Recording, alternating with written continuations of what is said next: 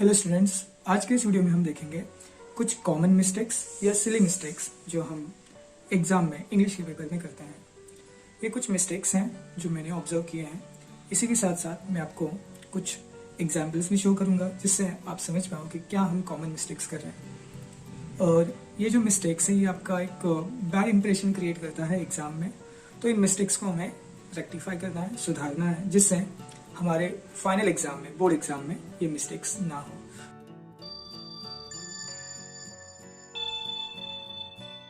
तो चलो देखते हैं फर्स्ट मिस्टेक क्या कॉमनली हम करते हैं। पहला है स्पेलिंग्स।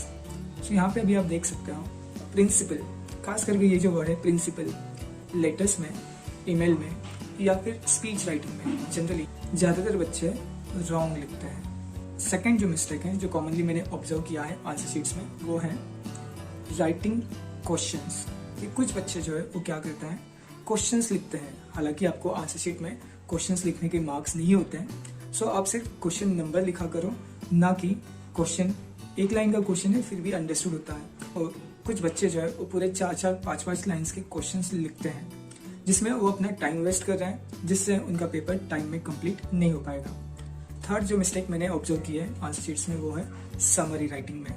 स्टूडेंट्स, आपको आंसरिंग पैसेज का समरी लिखने के लिए जब कहा जाता है और एक चीज आपको पूछी जाती है, सजेस्ट अ सुटेबल टाइटल, और टाइटल हमेशा समरी से पहले ऊपर लिखा जाता है। तो कुछ बच्चे उस टाइटल को लिखना भूल जाते हैं। तो इसके लिए आप टाइटल लिखना मत भूलना। एज वेल एज समरी आप यहाँ पे देख सकते हो कि कुछ बच्चों ने समरी जो है 1 पेज का या 1.5 पेज का भी लिखा हुआ है। तो समरी इतना बड़ा नहीं होता है।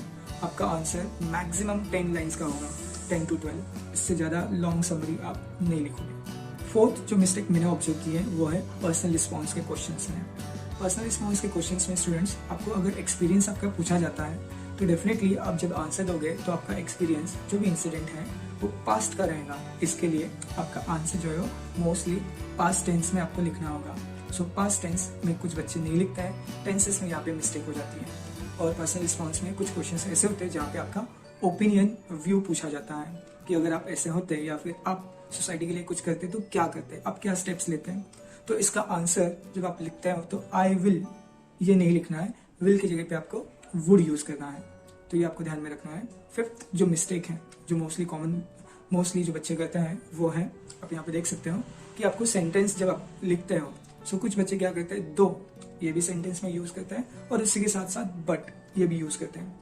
अब जब सेंटेंस में 2 यूज कर रहे हो तो आपको ध्यान रखना है कि बट सेंटेंस में नहीं आना चाहिए, या फिर आप बट यूज कर रहे हो तो दो या अल्दो ये वर्ड नहीं आने चाहिए। जो मिस्टेक मैंने ऑब्जर्व की है वो है राइटिंग स्किल में, ईमेल राइटिंग में। देखो स्टूडेंट्स, ईमेल राइटिंग ये एक आपके लिए नया कंसेप्ट है। सो ईमेल राइटिंग का फॉर्मेट अलग है। सो ईमेल राइटिंग में आपको पूरा एड्रेस नहीं लिखना है, सिर्फ आपको ईमेल आईडी मेंशन करना है, फ्रॉम जिसमें आपका ईमेल आईडी, टू जिसे आप लिख रहे हो उनका ईमेल आईडी, और इसके बाद सब्जेक्ट लाइन आपको लिखना है। सब्जेक्ट लाइन में आप जैसे लेटर में सब्जेक्ट लिखते थे वैसे ही आपको सब्जेक्ट लिखना है। और बाकी जो कंटेंट है ईमेल राइटिंग का या लेटर राइटिंग का मोस्टली सेम है। तो स्टूडेंट्स, सबसे इजी है लेकिन फिर भी थोड़ा सा चैलेंजिंग हो जाता है राइटिंग स्किल में ही इंटरव्यू क्वेश्चंस। हालांकि आपने इंटरव्यू क्वेश्चंस इसके पहले भी अटेम्प्ट किए, लेकिन इस बार थोड़ा सा फॉर्मेट इसका अलग है। आप क्वेश्चंस को ध्यान से पढ़ लेना। आपको यहाँ पे टेबल दिया गया है, सो इस टेबल का यूज करके आपको आंसर्स फ्रेम करने हैं। अब इसमें मोस्टली जो कॉमन मिस्टेक्स होती है वो है कि कुछ स्टूडेंट्स यस नो टाइप का क्वेश्चन फ्रेम करते हैं जिसके लिए उन्हें मार्क्स नहीं मिलेंगे। आप क्वेश्चन जब फ्रेम कर रहे हो तो ध्यान देना कि आप क्वेश्चन का जो फॉर्मेट है उसको प्रॉपर्ली फॉलो कर रहे हो, यानी कि जिसमें WH वर्ड, फिर हेल्पिंग वर्ब, सब्जेक्ट, फिर मेन वर्ब और अदर वर्ड्स यूज होंगे। जैसे हम ओरली क्वेश्चंस फ्रेम करते हैं या पूछते हैं वैसे ही रिटन में नहीं होता।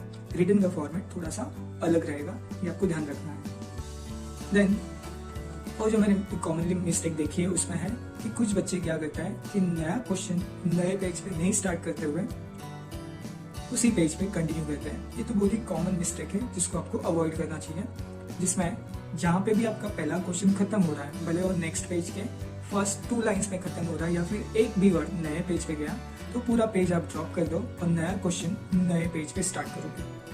आप उसी पेज पे नया क्वेश्चन स्टार्ट मत करो। सब क्वेश्चन चाहिए तो आप कंटिन्यू कर सकते हो। इसमें मैं आपको कहूंगा कि राइटिंग स्किल्स में भी आप हर एक राइटिंग स्किल न्यू पेज से स्टार्ट करो। जो कॉमन मिस्टेक मैंने ऑब्जर्व की है वो है एप्रिसिएशन ऑफ द पोएम में, जिसमें कुछ बच्चे क्या करते हैं कि आंसर पैराग्राफ फॉर्म में नहीं लिखते हुए पॉइंट वाइज लिखते हैं। पॉइंट वाइज आपको आंसर नहीं लिखना है, आपका आंसर पैराग्राफ फॉर्म में होगा। आप चाहे तो 2 या 3 पैराग्राफ बना सकते हैं। जो भी पॉइंट्स आप यूज कर रहे हो आप उसको हाईलाइट कर दो, या तो उसे अंडरलाइन करो या तो उसे बोल्ड करो। इसके अलावा और कुछ कॉमन मिस्टेक्स है जो मैंने यहाँ पे दिखाए हैं, जैसे कि अ लिखते हैं, उसके बाद विमेन, विमेन या women, man, main, children, children में एस नहीं लगेगा, चिल्ड्रन ऑलरेडी प्लूरल है चाइल्ड का। कुछ पंक्चुएशंस के मिस्टेक्स होते हैं, जैसे कि प्रॉपर नाउन है तो उसका फर्स्ट लेटर, इनिशियल लेटर हमेशा कैपिटल रहेगा। सो इन मिस्टेक्स को ध्यान में रखते हुए इनको अवॉइड करो, जिससे आप एक अच्छा इंप्रेशन क्रिएट कर सको, जिससे आपको अच्छे मार्क्स एग्जाम में मिले। आप एग्जाम में कौन सी मिस्टेक करते हो कमेंट में बता देना। Thank you for watching.